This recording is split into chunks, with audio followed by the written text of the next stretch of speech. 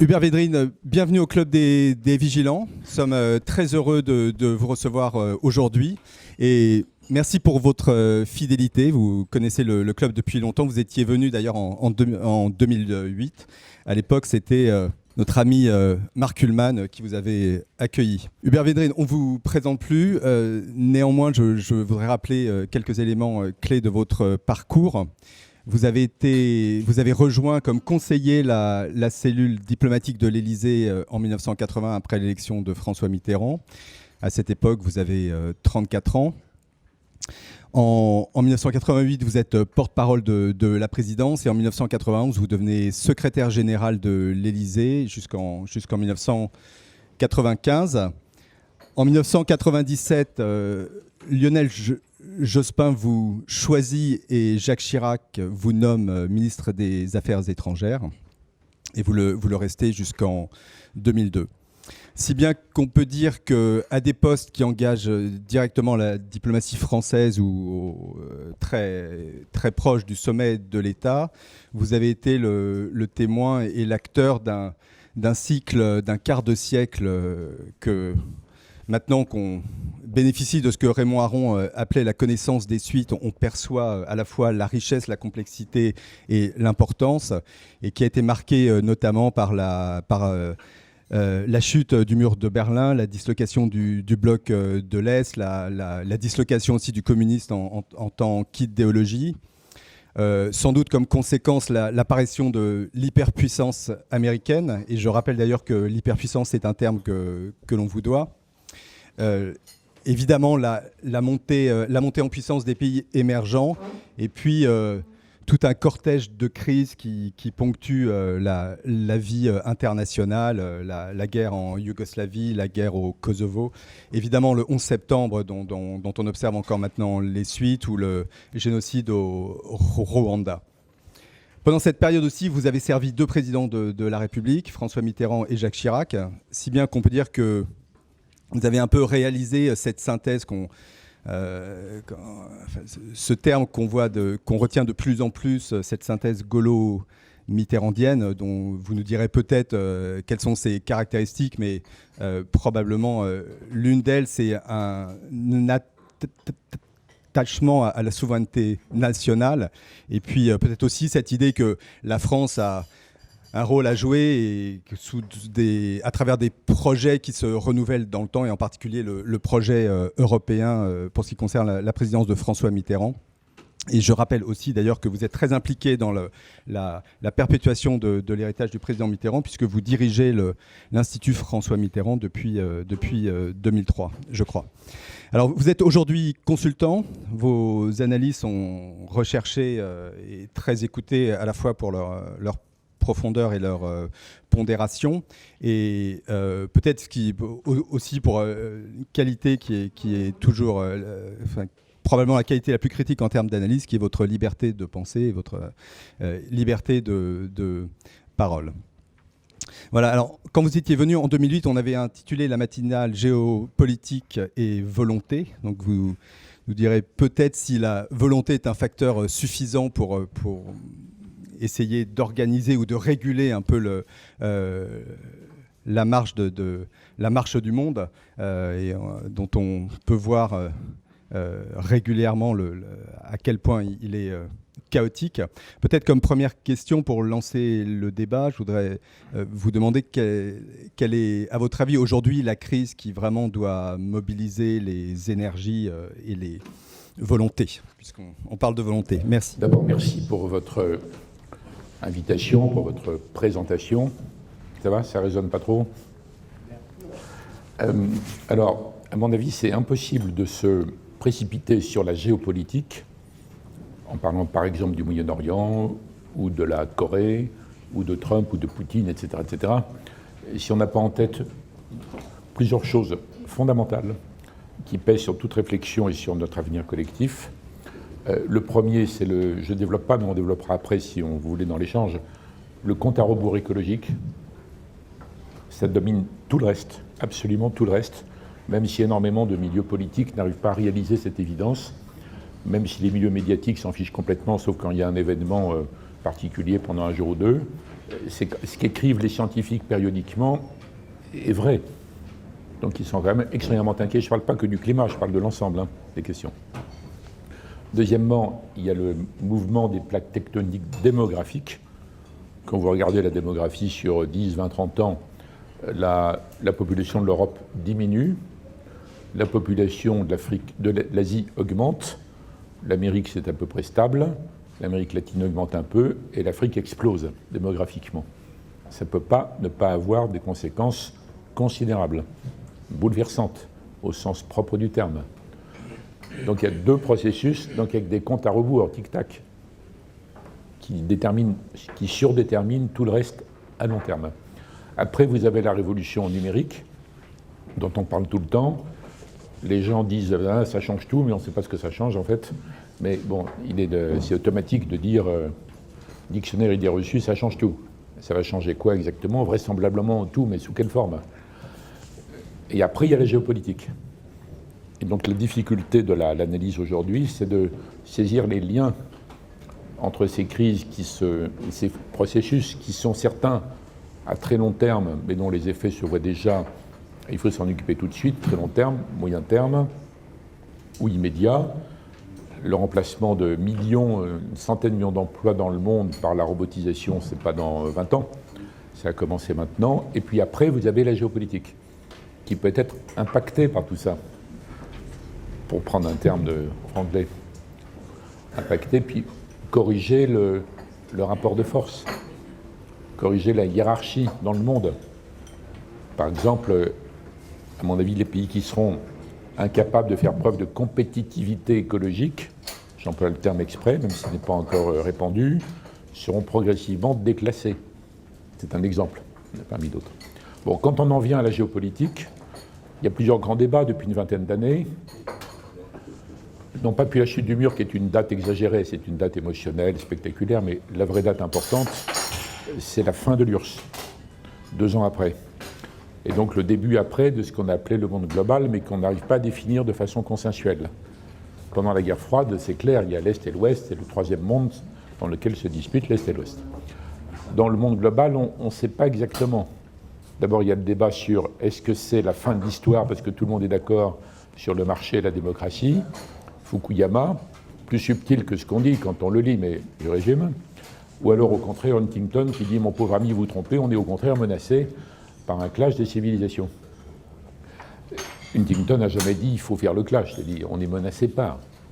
Alors au début, toute la bien-pensance mondiale, c'est-à-dire essentiellement occidentale, est indignée par les théories d'Huntington, en disant « Mais la classification n'est pas bonne, puis ça ne veut rien dire une civilisation, et puis quand il y a des conflits, c'est au sein des civilisations, blablabla. » Bon.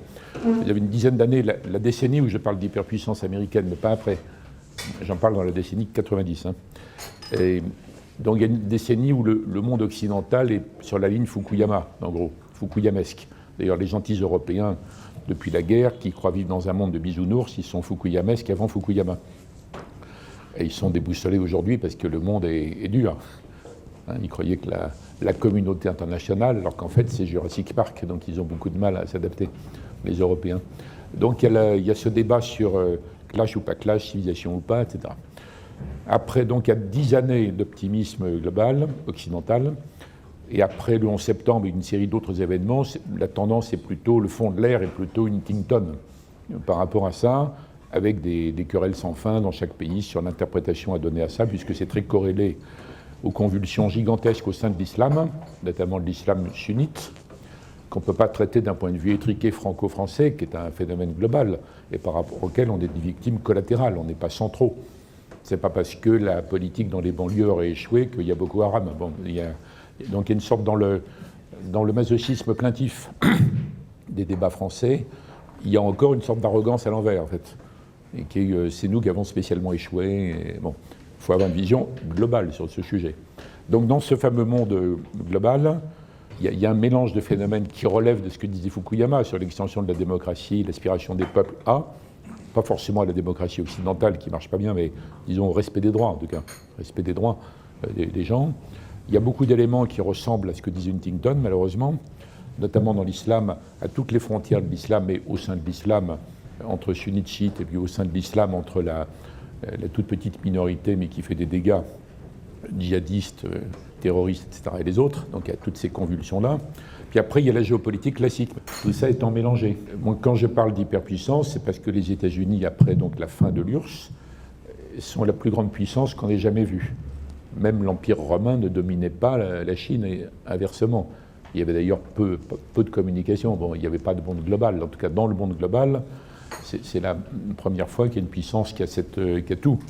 Qui a tout le hard power, plus donc l'armée, la monnaie, etc., plus l'influence, le soft power, Hollywood et compagnie. Et c'est le seul moment, en fait. Mais après, ils sont contestés, ils sont challengés, ils sont menacés. Alors, est-ce que, du coup, certains ont dit, c'est peut-être pas que les États-Unis, il y aura un G2, États-Unis, Chine. Cette idée qui ressort périodiquement. Mais ils sont trop en compétition stratégique, trop en rivalité, notamment dans toute l'Asie-Pacifique, pour qu'il y ait un partenariat, une alliance quelconque. Donc un mélange. Les Français, énervés par tout ça, ont dit périodiquement, non, le monde est multipolaire. En tout cas, il doit l'être. Chirac aimait bien dire ça, par exemple, parce que ça énervait énormément les Américains, donc c'était toujours rigolo. Madame Rice était exaspérée par ce concept. Ou alors il fallait le définir comme Kissinger, dire il y a les États-Unis, très bien, et en dessous, il y a un monde multipolaire. Mais quand les Français le disent, c'était différent, c'était dire non, les États-Unis sont un pôle, parmi d'autres. Mais même cette expression n'a jamais été totalement convaincante, puisque qui seraient les fameux pôles? États-Unis bien sûr, Chine bien sûr, Japon encore, bon, Russie sans doute, surtout depuis que Poutine a réussi à faire un retour, alors qu'on les croyait passer par pertes et profits, mais la Russie, c'est l'équivalent du PIB de l'Italie quand même, et ils ont un pouvoir de nuisance localisé, un pouvoir de nuisance résiduelle localisé. Est-ce que c'est une puissance globale? C'est pas sûr. L'Inde, on avait dit ça, mais enfin, c'est une influence régionale, et puis ils sont aux prises avec la monstrueuse puissance chinoise. Le Brésil, non, il continue à tourner en rond, en réalité. Et quant à dire l'Europe, les Européens sont manifestement pas d'accord entre eux pour que l'Europe devienne une puissance. La plupart d'entre eux, ça leur fiche la trouille, même, comme idée. Bon. Donc, même multipolaire, on n'est pas sûr. Hein. On n'est pas sûr de la liste et du fonctionnement.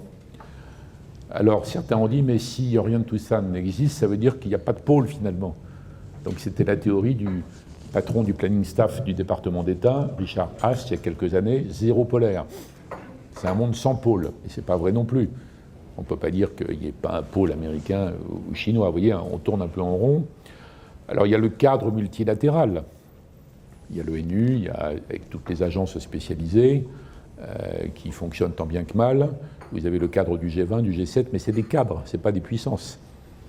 Donc ça ne sert à rien de dire que fait l'ONU, que fait le G20. C'est le nom de la salle, c'est tout. Donc ça dépend des puissances qui sont dedans, qui s'arrangent ou qui ne s'arrangent pas. Donc on arrive à un monde global, certes, mais qui n'est pas une communauté internationale. Le terme est tout à fait prématuré et abusif. Il n'y a pas de communauté entre les peuples. Il y a un système multilatéral, et c'est très bien qu'il y en ait un, mais ça ne change pas les mentalités des gens. Et si vous prenez un pêcheur japonais, un médecin chilien, un ingénieur canadien, un paysan du Nigeria, ils n'ont évidemment pas la même vision, ils n'ont pas peur des mêmes choses, ils n'ont pas les mêmes espérances. En fait, tout est différent, en fait. Tout est différent. C'est profondément différent. Et on voit bien la résistance des identités. Et la mondialisation actuelle, il y en a eu d'autres avant, mais l'américano-globalisation associée à une généralisation mondiale de l'économie de marché dérégulée a été prodigieusement enrichissante pour pas mal de pays, de gens, de métiers, etc., et incroyablement perturbante. D'où la réaction de repli sur toutes sortes d'identités plus ou moins grandes. Donc c'est quand même un monde semi-chaotique. Hein. Moi je dis depuis des années, c'est un monde semi-chaotique. Je dis semi pour avoir l'air pas trop pessimiste. Mais quand je relis ce que je dis sur une ligne réaliste depuis une vingtaine d'années, ou un peu plus, où souvent je me suis retenu, tellement c'était différent des croyances dominantes du moment ou de ce qu'on raconte dans les médias, et je m'aperçois que souvent j'ai eu tort de me retenir. Et là, par exemple, quand je dis semi-chaotique, je vois Guterres, qui est un de mes amis, d'ailleurs secrétaire général des Nations Unies, il vient de dire « notre monde est chaotique ». Il n'a même pas mis semi, lui. Alors qu'en tant que secrétaire général, il devrait pratiquer un peu les sermons habituels de ce genre d'instance, voyez. Donc c'est un monde chaotique, mais ça ne veut pas dire un monde en guerre globalement, c'est autre chose, ça veut dire instable. C'est pas clairement gouverné. On ne sait pas, il y a des équilibres, grosso modo, entre puissances qui peuvent bouger. Et après, il faut entrer dans le détail et regarder ce qui peut bouger et comment. Quand on prend... Alors tout ça, c'est ouvert à la discussion, on peut contester tel ou tel aspect de cette analyse résumée. Quand on descend dans les crises elles-mêmes, alors ce qui me frappe, même si on prend les crises les plus aiguës ou les plus dangereuses, c'est que je ne vois pas de généralisation possible. Donc la situation en Corée, concernant la Corée, est grave. Très bien. La compétition, la rivalité Chine-États-Unis, au-delà de l'affaire de Corée, ce qui me paraît encore plus important d'ailleurs que l'affaire de Corée, dans l'Asie-Pacifique, peut conduire un jour à un affrontement, disons en tout cas un incident, un clash. Oui, c'est possible. Le Moyen-Orient est agité de soubresauts sans fin. Bon, mais je ne vois pas de mécanisme de généralisation. Il n'y a rien qui ressemble au monde d'avant 1914. Il n'y a pas d'alliance automatique. Il n'y a pas l'aveuglement des gens de 1910, 11, 12, 13, 14 qui ne savaient pas qu'ils allaient à la guerre mondiale. C'est un exemple typique de l'anachronisme dans les esprits, ça. C'est qu'on dit, mais comment c'est dingue, comment ils ont pu faire la guerre mondiale, quoi. Aucun d'entre eux ne pensait faire la guerre mondiale. Et ceux qui avaient des attitudes qu'on peut juger avec le recul absurdes et dangereuses raisonnaient à partir du XIXe siècle, où le Congrès de Vienne avait quand même grosso modo établi un système qui a fonctionné, à peu près. Bismarck a réussi 2-3 choses brillantes, mais en gros, le mode de fonctionnement du Congrès de Vienne a été prédominant. Je parle sous le regard attentif de Gérard Inger. On est amis depuis Sciences Po, on se connaît tout le temps, et Gérard est un extraordinaire connaisseur de toutes les relations internationales et de l'histoire 19e, 20e, ou même avant. En tout cas, moi je dirais que ça ne débloque qu'à partir de Guillaume II, en gros, par rapport à ça. Donc, les gens du début du XXe siècle, ils pensent régler finalement un problème par la guerre, ce qui à nos yeux d'aujourd'hui est affreux, mais ils pensent que c'est une guerre rapide et localisée, et qui va régler une question insoluble. Ils n'ont aucune espèce d'idée de la suite. Personne. Alors après, il y a la Deuxième Guerre mondiale, certainement, ce qui laisserait à penser que personne n'a tiré les leçons de quoi que ce soit, mais l'enchaînement Versailles, crise de 29, Hitler est quand même très très spécifique par rapport à ça. Bon, depuis, on vit dans un monde qui sait qu'il y a eu des guerres mondiales, qui sait que ça peut recommencer, et moi, je ne vois pas dans les 2-3 foyers que j'ai cités, on pourrait ajouter l'Ukraine, je ne vois pas de mécanisme automatique qui conduise à une escalade et à une généralisation. Ça ne veut pas dire que ce soit rassurant, ça dépend où on habite, en fait. Vous voyez, par exemple, le Moyen-Orient, c'est typique. Il y a la déstructuration. L'ordre, d'après la Première Guerre mondiale, Sykes-Picot, mais en fait, il y avait d'autres choses, a tenu un certain temps. Il est aujourd'hui mis à mal par toute une série de phénomènes, mais aucune des puissances régionales ne peut l'emporter. L'Iran est plutôt plus fort qu'il y a 10 ans, bien sûr, mais ne peut pas imposer sa vision partout. La Turquie a essayé de refaire une sorte de politique ottomane, ça n'a pas marché.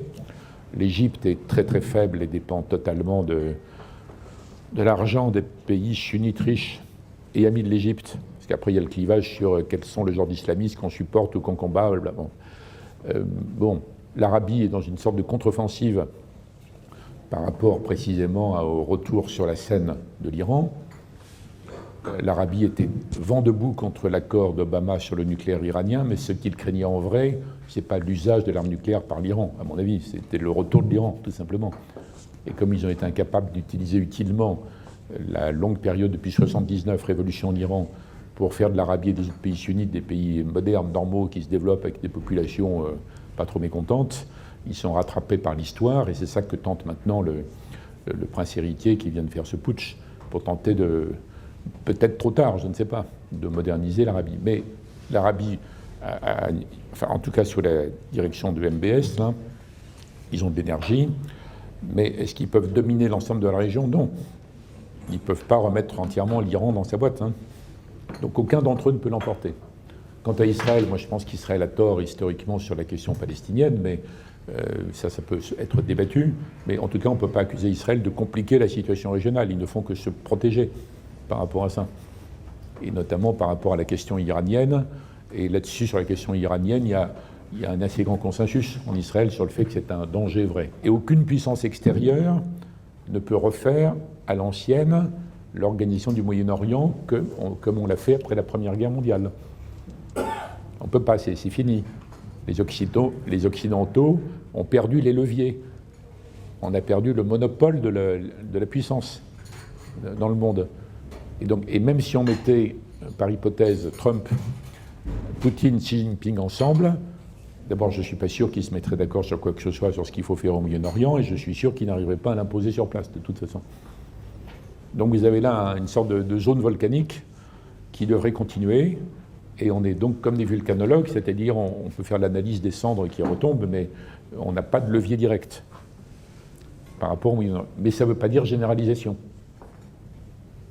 Vous voyez, donc si on prend chaque élément géopolitique, il peut être gravissime, mais on n'est pas à la veille, contrairement à ce que disent des médias quand ils ne savent pas quoi mettre en couverture, on n'est pas à la veille d'une troisième guerre mondiale. C'est complètement absurde de parler en ces termes. Alors il y a la question européenne, parce que pendant longtemps, beaucoup de gens ont vécu, tous les gens bien intentionnés, centre-gauche, centre-droit, en gros, disaient oui, mais l'Europe, il faut que l'Europe va faire ceci, cela. Bon. Et en réalité, le fait majeur concernant l'Europe d'aujourd'hui, en tout cas c'est ma position, c'est pas tellement les troubles extérieurs, c'est pas les provocations de Poutine, c'est pas les absurdités de Trump, c'est interne. Et pour moi, le vrai problème, c'est le décrochage entre les élites et les peuples en Europe. Les élites intégrationnistes, européistes, qui sont par ailleurs mondialisatrices. Sur la mondialisation, j'emploie la distinction mon mondialisateur mondialisé. C'est évident que s'il n'y a pas des percées technologiques, s'il n'y a pas le porte-conteneur, s'il n'y a pas le portable, etc., il n'y a pas de mondialisation telle qu'on l'entend aujourd'hui. Mais ce n'est pas non plus un phénomène qui tombe du ciel comme ça. Bon. Et il y a, dans les dernières décennies, il y a eu clairement des pays, des groupes, des entités, des entreprises, des gens, des partis qui ont joué la carte de la mondialisation à marche forcée. Idem dans la construction européenne. Même Jean-Claude Juncker, président de la Commission, dit « Nous avons eu tort de réglementer à outrance ». Ce n'est pas un anti-européen qui dit ça, c'est Juncker. Vous voyez. Bon, résultat, c'est toujours mon analyse qu'on peut contester. Les classes populaires et les classes moyennes en Occident ont décroché. Elles se disent ben, c'est mauvais pour nous, globalement. Les élites, au lieu d'entendre les demandes populaires, qui sont des demandes très simples, les gens veulent garder une certaine identité, une certaine souveraineté et avoir de la sécurité. Bon. Au lieu d'entendre ça, ils ont dit c'est dégoûtant comme demande, c'est atroce, c'est archaïque, c'est souverainiste, c'est fasciste. Bon. Au lieu d'entendre ça, les élites ont continué sans tenir compte de rien. Exemple en France, Maastricht n'est passé qu'à 1 point d'écart quand même. Et on n'a pas tenu compte vraiment des 49%. Le rejet du traité constitutionnel, c'était écrit d'avance. Les Néerlandais l'ont rejeté beaucoup plus, alors que c'est un vrai peuple, vraiment pro-européen, vraiment ouverture, commerce international depuis toujours. Le chancelier Schröder dit souvent ça aurait été non en Allemagne. En Allemagne, s'il y a un référendum. Un jour, je lui ai demandé pourquoi il disait ça. Je lui ai dit pourquoi vous dites ça alors que l'Allemagne s'est toujours présentée comme plus européenne que les autres. Et il m'a dit d'abord ça c'était avant la réunification, maintenant ça change tout. Et puis deuxièmement, les Länder ne supportent plus le grignotage de leurs compétences par la Commission, avec la complicité de la Cour de justice, qui veut créer une espèce d'État fédéral de facto sans consultation par des effets juridiques à effet de cliquer. Donc le résultat, c'est que comme je pense qu'il y a un désaccord profond entre Européens, qu'en plus la plupart d'entre eux ont peur de l'idée d'une Europe puissance, parce qu'ils ont abdiqué, ils ont abandonné toute idée de puissance après la Deuxième Guerre mondiale, en disant c'est affreux, la puissance, nationaliste, c'est la guerre, Auschwitz, etc. Donc il y a une sorte d'abandon de tout ça, ils s'en sont remis aux États-Unis, ils ont supplié les États-Unis de bien vouloir revenir pour les protéger, ce que les États-Unis ont finalement accepté alors qu'ils ne voulaient pas. Il n'y a pas eu du tout de désir impérialiste américain, contrairement à ce qu'ont raconté toutes les gauches en Europe pendant des décennies. Après la guerre, c'est plutôt l'inverse. Les États-Unis ont plutôt l'idée de rentrer chez eux et de laisser les Européens se débrouiller. Ils reviennent, ils font l'alliance, puis finalement l'organisation, le haut de l'OTAN, en disant on revient, mais comme vous n'avez déjà mis dans des guerres 2 fois, c'est nous qui contrôlons tout maintenant. Et pour la plupart des Européens, c'est devenu une situation normale, et presque aucun pays européen ne veut changer ça. Et c'est pour ça que quand on relance le slogan Europe de la défense, qui excite plein de gens, moi je trouve ça dangereux parce que c'est évident que ça n'ira pas à son terme. Si on arrive à faire plus de coopération industrielle, tant mieux. Encore faudrait-il que les gouvernements puissent imposer à leur propre armée de commander des avions européens et non pas américains. Mais bon, donc cette partie du discours, ça va, mais l'idée que les Européens, même aujourd'hui, même avec Trump, puissent s'organiser en disant c'est nous qui allons assumer la défense de l'Europe à l'avenir, ça ne fonctionne pas. Vous verrez, ça ne marchera pas. Ils ne seront pas d'accord. Ils diront il y a d'autres choses à faire, on veut des dépenses sociales, on ne veut pas de dépenses militaires. Et à supposer que tous les pays européens montent à 2%, transformer ça en une armée combattante et pas simplement des armées pour faire des défilés, c'est très compliqué. Il y a très peu d'armées dans le monde capables de combattre. Envoyer depuis des avions, des machins pour bombarder, plein de gens peuvent, mais une armée capable de combattre. Aujourd'hui, il y a l'armée américaine, avec son exagération, il y a l'armée française, qui est excellentissime. L'armée britannique le redeviendra certainement. Ils sont un peu plombés par Irak, Afghanistan, mais ils le redeviendront. Mais c'est à peu près tout. Imaginez qu'il y ait une armée européenne, malgré tout, malgré ce que je viens de dire. Qu'est-ce qui la commanderait? C'est un général allemand, c'est quoi? Un général français, on va tomber sur un général luxembourgeois. Bon. Et après, qui est-ce qui va lui donner des ordres? Il faut partir, il faut aller au Mali dans la journée, pour que Bamako ne tombe pas. Qu'est-ce qui donne cet ordre-là? Ce n'est pas le président de la Commission, ce n'est pas le président le chairman du Conseil européen. Et si on engage les soldats, il y a une question de vie et de mort. Bon. Donc tout le discours qui renaît ces jours-ci, je suis très en phase avec Macron, hein, globalement, mais le discours, je trouve très bien ce qu'il fait, démarrage excellent, très prometteur. Mais sur ce point particulier, je me méfie du contre-effet du discours sur la défense européenne, sauf si on corrige les termes pour bien préciser ce dont on parle par rapport à ça. Donc je reviens à mon propos général, puis je vais m'arrêter après pour qu'on ait un échange. Je ne vois pas les Européens, pour le moment, en train de transformer l'Europe en une puissance, au bon sens du terme, une puissance pas pacifiste du tout, mais pacifique, raisonnable, capable de dire à la Chine, là on est d'accord, là on n'est pas d'accord. Vous voyez? Ou capable de dire à Trump, vous continuez vos absurdités, mais nous, on va s'organiser sans vous, puisque c'est comme ça. Certains peuvent le dire, il y a des bouts de déclaration, mais les Européens, la population européenne, elle continue à vivre dans un monde qui est un monde hédoniste, individualiste, de consommation, ceci, cela, et l'idée d'histoire et de tragédie est complètement sortie des esprits. Ils ne sont absolument pas préparés à ça. Et n'importe quel gouvernement qui parlerait comme je parle là, dans un cercle restreint, serait évidemment balayé, ou de toute façon même pas élu. Bon.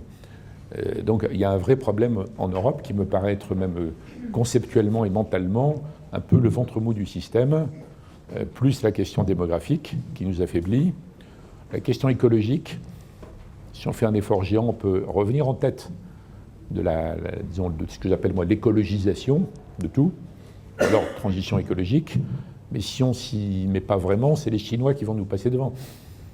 Les Chinois qui ont un handicap géant avec les centrales à charbon, ils sont capables, grâce à leur système autoritaire, de changer tout ça très vite. C'est quand même le pays où ils disent on fait des autoroutes partout, qu'en 2 ans il y a des autoroutes partout. En Inde, on en est encore à des discussions qui durent depuis 35 ans sur l'autoroute Bombay-Delhi, vous voyez, ou le train rapide Bombay-Delhi. Ils n'y arrivent pas. En Europe, sur le plan écologique, ce qui se passe est assez comique du point de vue des écologistes allemands, parce que ce sont les écologistes allemands, quand ils étaient le partenaire indispensable de la coalition Schröder-Fischer, puis après, pression sur Mme Merkel, qui est une politicienne habile, qui veut se réserver toutes les hypothèses tout le temps. Donc pour pouvoir un jour utiliser l'écolo, elle a pris le prétexte de Fukushima, qui est un pur prétexte, il n'y a aucun risque de tremblement de terre et de raz-de-marée en Allemagne. Et ce prétexte pour sortir du nucléaire sans aucune préparation, du jour au lendemain. Position qui a été saluée par les écologistes partout. Elle a même gagné grâce à ça, ce qui est hautement comique, le titre de chancelière du climat. Alors que c'est une énergie qui est neutre sur le climat, c'est le nucléaire. Les énergies renouvelables et le nucléaire sont dans le même paquet, en fait. Alors que la décision de Mme Merkel, improvisée, démagogique, a relancé le charbon en Allemagne. Charbon et lignite. Donc maintenant, évidemment, ils ne respectent pas leurs engagements sur le CO2. Ils ne peuvent pas, puisque la sortie du nucléaire fait qu'ils relancent le charbon. Ils en achètent même. Et puis ils ont rouvert les mines de lignite, qui sont pires que le charbon. Alors maintenant, les écologistes, dans la négociation actuelle en Allemagne sur la future coalition, disent à nous, on ne revient pas si on ne fait pas un moratoire sur le charbon, qui est relancé à cause d'eux, en fait. S'il n'y avait pas eu la décision de Mme Merkel, il serait peut-être sorti nucléaire, mais en douceur, ils n'auraient pas eu besoin de relancer le charbon. Donc c'est un exemple absolument typique d'incohérence absolue des écologistes, en tout cas allemands. Et les commentateurs, regardez les articles sur la réunion à Bonn, là, sur la COP, les commentateurs disent Mme Merkel est avec Emmanuel Macron à la pointe du combat. Évidemment, il y a un petit problème sur le charbon, mais ils ne disent pas que le petit problème sur le charbon est le résultat de cette incohérence allemande tout à fait récente par rapport à ça. C'est un petit détour, mais l'exemple est tellement fascinant que je le cite. Voilà, donc moi qui ai toujours souhaité que les Européens arrivent à surmonter ce que je viens de décrire pour faire de l'Europe une puissance qui compte dans le monde, sans qu'on ait besoin d'intégrer les pays. On n'a pas besoin de faire tout décider par le commissaire Tartampion. On peut appliquer le principe de subsidiarité massivement, en fait. Moi qui ai toujours souhaité ça pour l'équilibre du monde, je ne suis pas sûr qu'on avance dans cette direction. Nicolas Meillan, moi j'ai une question. Vous avez une expérience des relations internationales, y compris avec la Russie. Est-ce que vous pourriez faire une rétrospective courte de nos relations depuis justement la fin de l'URSS avec la Russie, 90 jusqu'à 2000, 2000 jusqu'à aujourd'hui, et quelles perspectives futures des relations de l'Europe et de la France avec la Russie? Alors, en un mot, je pense que les torts ne sont pas que du côté russe. Déjà à la fin de l'URSS, dans les années Gorbatchev, il y avait un clivage entre Kohl, Mitterrand, Delors, qui disait en gros ce que fait Gorbatchev, c'est extraordinaire, c'est complètement inespéré, c'est plutôt bon pour nous, donc il faut plutôt l'aider. Même si le malheureux, il n'a aucune espèce d'idée de ce qu'il faut mettre dans la perestroïka, parce que personne n'a eu à refaire un pays moderne à partir des décombres de l'URSS et des débris du système soviétique qui avaient échoué sur à peu près tout. Bon, il fallait quand même l'aider. Et il y avait les Anglais, les Américains, les Canadiens qui disent non, malheur aux vaincus, il faut vraiment le couler. Et on ne veut pas que l'URSS survive, même sous la forme Gorbatchev. Ça, c'est un débat qui commence avant la fin. Par exemple, quand on crée le G8 pour tenter d'aider Gorbatchev. Bon, après Gorbatchev est donc balayé, arrive la Russie, et en gros, le sentiment qui a dominé en Occident à l'époque, sous la conduite des États-Unis, c'est maintenant ils sont hors jeu, c'est plus rien, c'est pas une puissance, donc on leur impose nos conceptions, nos fameuses valeurs occidentales universelles, et c'est nous qui gouvernons tout ça. C'est ce qui s'est passé à l'époque Yeltsin, où à peu près tous les ministres avaient des conseillers américains qui ne voulaient pas du tout une transition comme nous avons eu, nous, en Europe, après la Deuxième Guerre mondiale, où on a eu de l'économie mixte pendant 30 ans, au moins, avec du contrôle des prix qui a duré très longtemps. Eux, c'était vraiment la réforme, le crash total, immédiat. Bon, alors du coup, les Russes, ont perdu, dit-on, 30 à 40% de pouvoir d'achat. Alors ce qu'ils achetaient était nul, mais enfin bon, c'était la vie en URSS. Et on a bien eu de la chance qu'il n'y ait pas eu des convulsions plus violentes. En même temps, sur le plan international, les Américains ont dit il faut en profiter, maintenant c'est zéro, la Russie, d'où l'idée de l'élargissement de l'OTAN, qui est contraire à des promesses non écrites. Enfin, il n'y a pas d'engagement signé, mais quand même ce qu'avait dit George Bush père, qui pourtant était excellent globalement, et Baker, Gorbatchev. Donc on élargit l'OTAN, d'autant que les pays concernés le demandent. Les pays qui étaient sous l'égide de l'URSS, avant, ils n'ont pas tellement envie d'entrer dans l'Europe. Ils veulent entrer dans l'OTAN. Ils échappent à l'URSS, ils veulent aller au commissariat le plus proche pour être en sécurité. Le commissariat, c'est l'OTAN. Et ils considèrent que l'Europe, c'est, disons, la succursale économique de l'OTAN. C'est leur vision, qui est terrible pour des Français, mais c'est leur vision. Bon, donc il y a une assez longue période où la Russie est considérée comme quantité négligeable. Et du coup, Poutine, dans les mandats 1 et 2, tient compte de cette faiblesse et il est plutôt ouvert à l'Occident. Il essaye. D'ailleurs, après le 11 septembre, il dit à George Bush, il dit « Je suis avec vous pour vous aider contre le terrorisme, puisque nous sommes du même côté de la civilisation contre la barbarie, etc. » Et les Russes sont très préoccupés par l'influence déjà de l'islamisme chez les, je ne sais plus combien, 20 à 25 millions chez les Tchétchènes, et puis au-delà, 20 à 25 millions de musulmans en Russie. Bon, et puis on arrive à Poutine III. Et parce que Poutine III, quand il revient, il trouve que Medvedev a été trop arrangeant, trop coulant. notamment en ne mettant pas le veto russe sur plusieurs opérations, comme en Libye, par exemple. Et là, il dit maintenant c'est terminé, la Russie paillasson, c'est fini. Et il montre qu'il a gardé ce que j'appelais tout à l'heure un pouvoir de nuisance résiduel, mais qui aurait pu se passer autrement si on avait une vision plus intelligente et si on n'avait pas traité la Russie comme étant le vaincu. Sans que ce soit dit, parce qu'il n'y a pas eu de traité, la psychologie qui l'emporte en Occident sur la Russie, c'est celle de Versailles. C'est pas celle de 1945 sur l'Allemagne. Donc on a joué comme ça, et puis on a Poutine 3, et on a bien de la chance de ne pas avoir pire, à mon avis. Et donc Poutine 3, il nous dit, la Russie est là, vous ne pouvez plus nous marcher dessus, et il montre son pouvoir de nuisance et de blocage en Ukraine et en Syrie. Et en Syrie, c'est évident, depuis le début, je peux dire ça parce que je l'ai dit moi à Lorient le jour, avant même que ça commence, c'est évident que les Russes ne laisseraient jamais tomber la seule implantation extérieure qu'ils avaient gardée, qui était très ancienne. Il y avait 30 ans de coopération entre les deux pays, avec des dizaines de milliers de familles mixtes, par exemple, plus les ventes d'armement, etc. Et en Ukraine, alors Poutine, qui voit toutes les révolutions oranges comme étant des manipulations des Américains, ce qui est en partie vrai, enfin, globalement exagéré, mais un peu vrai aussi, il se dit trop c'est trop. Et quand il y a l'opération en Ukraine, qui est à la fois une réaction spontanée contre l'orientation du président de l'époque, et puis la corruption, etc. Mais en même temps, il y a des petits groupes extrémistes dans les Ukrainiens qui annoncent l'interdiction de l'usage de la langue russe. Donc on retombe sur le problème classique de l'Ukraine. Poutine se dit j'en profite, et il met la main sur la Crimée, qui est considérée comme russe par tous les Russes, y compris les dissidents, y compris les... etc. Alors l'Occident s'indigne. Bon. Toute cette espèce d'enchaînement, à mon avis absurde, aurait pu être évité. Je vais prendre deux durs à cuire. Kissinger a quand même dit « on n'a fait aucun effort depuis la fin de l'URSS pour intégrer la Russie dans un ensemble européen de sécurité. Aucun effort. On a décidé ce qu'on voulait nous, et puis il n'avait qu'à s'aligner. » Brzezinski, qui est mort il y a quelques mois, autre esprit supérieur, polonais d'origine, donc évidemment pas du tout indulgent sur la Russie. Au début, il était à fond pour l'élargissement de l'OTAN, y compris à l'Ukraine. Et une dizaine d'années avant sa mort, il disait non, c'est une erreur, il ne faut pas faire ça.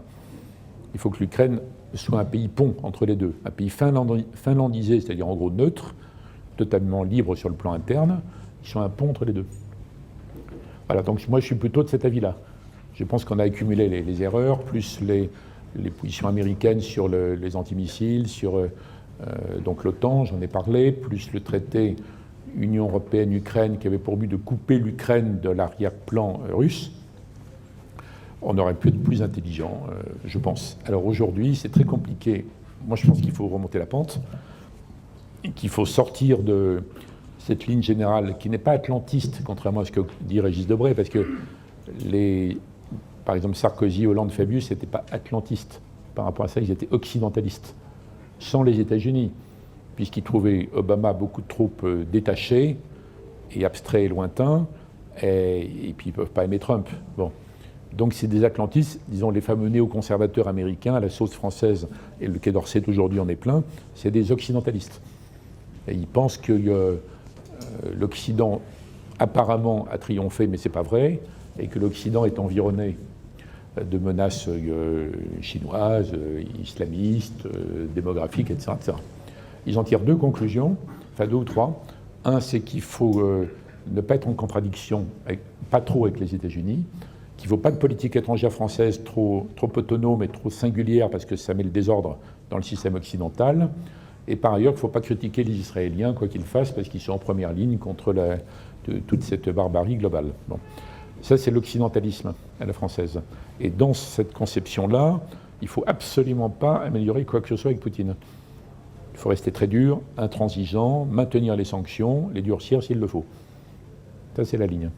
Ça, c'est pas ma ligne. Je pense qu'il faut tenter au contraire, et j'espère que Macron va le tenter, puisqu'il a l'autorité, son élection est récente, ça a produit un vrai choc, il est vraiment habile, intelligent, déterminé. Je ne sais pas s'il le fera. Mais je ne dis pas qu'il faut le faire en devenant pro-poutinien, c'est pas du tout ce que je dis. Hein. Je sais très bien quel est l'animal de Poutine, hein. Et ce que représente la question russe, d'abord pour les Polonais et d'autres. Il n'empêche que je pense qu'il faudrait tenter de rétablir une relation qui soit très vigilante, comme vous l'êtes. Je ne sais pas sur quoi vous êtes vigilant, mais là, je pense qu'il faut être vigilant par rapport à ce qu'est la Russie, vigilant, dur, exigeant, mais coopératif. Voilà, je pense que c'est ça qu'il faudrait tenter. Vous avez bien évoqué le problème du Moyen-Orient précédemment. Je pense que vous avez vraiment dit l'essentiel, mais je souhaitais quand même, si vous pouvez creuser cette question-là, qui me paraît être un risque de foyer évidemment très important. Et donc les pays que vous avez cités, évidemment l'Iran, la Turquie, l'Arabie, la Syrie, on n'en a pas parlé, mais on sait bien aussi que ça fait partie du problème. Et l'influence des grandes puissances sur cette région du monde, voilà, ce sont les thèmes que j'aurais souhaité que vous puissiez éventuellement encore compléter ou approfondir, parce que ça me paraît être un sujet plutôt grave. Alors, il y a des influences, tout ça est tiré dans tous les sens, mais l'influence des États-Unis reste évidemment énorme, et on voit bien que l'orientation actuelle de l'Arabie est renforcée parce qu'ils pensent qu'ils ont Trump derrière eux. Donc il y a une sorte d'alliance de facto, Trump, Israël, Arabie, Émirats. Bon. Donc c'est une forme d'influence. Est-ce que ça permet aux États-Unis d'imposer clairement leur ligne sur tous les sujets? Je ne pense pas, même pas là, voyez. Mais c'est une influence qu'on ne peut pas nier. Trump a la capacité peut-être de détruire l'accord sur l'Iran. Pas sûr, mais peut-être. Il n'a pas la capacité de détruire l'accord sur le climat, parce que le monde entier dit c'est fou, donc nous on continue, y compris les Américains. Donc ça, il ne peut pas le casser. Sur l'Iran, il peut, si le Congrès et lui se mettent d'accord de façon hypocrite sur le fait de casser l'accord, les autres co-signataires peuvent dire on continue à l'appliquer tant que l'Iran le respecte. Mais ce n'est pas forcément suffisant, parce qu'il faut pouvoir financer le développement des nouvelles relations économiques avec l'Iran. Et là, si les États-Unis continuent à utiliser le chantage et la menace, qu'ils n'ont pas depuis très longtemps, sans que personne réagisse, des sanctions unilatérales, une sorte de vengeance américaine impitoyable, il y a un côté western, pour toute entreprise qui fait quoi que ce soit en Iran, même si on a des banques qui sont spécialisées, qui n'ont personne aux États-Unis, qui n'emploient aucun Américain, puis il n'y a pas un seul dollar, etc., le système américain peut trouver des façons de se venger sans fin, y compris en utilisant des arguments comme la lutte contre le blanchiment, la compliance, etc. Donc c'est très périlleux. Mais c'est une épreuve de vérité, ça. Est-ce qu'une partie du système mondial est capable d'échapper à la politique Trump sur ce point? On verra. Donc ça donne quand même une puissance américaine. Mais est-ce que ça veut dire qu'ils peuvent faire ce qu'ils veulent? Non. Par exemple, ils n'ont pas de politique claire sur l'avenir de la Syrie. Ils ont compris. Alors là-dessus, Trump n'est pas le contraire d'Obama sur la Syrie. Il n'est pas revenu à l'idée qu'il fallait renverser, par exemple, Assad, qui était l'idée des Français. Ça n'a pas marché. Bon, donc vous voyez, c'est indistinct. Les Chinois, ils poussent leur pion doucement. Ils commencent à s'exprimer de temps en temps au Conseil de sécurité sur le sujet. Ils ont des relations économiques, par exemple avec l'Iran, mais ils ne donnent pas l'impression, comme une puissance, de vouloir prendre en charge la région. La Russie, donc, dans le cadre du retour russe, Poutine a bloqué, empêché la chute du régime syrien. Maintenant, il l'a sur les bras. C'est pas forcément réjouissant comme situation. Et puis les Iraniens sont quand même très présents, et ça peut embarrasser Poutine. D'ailleurs, pour la France, il y a une toute petite fenêtre là.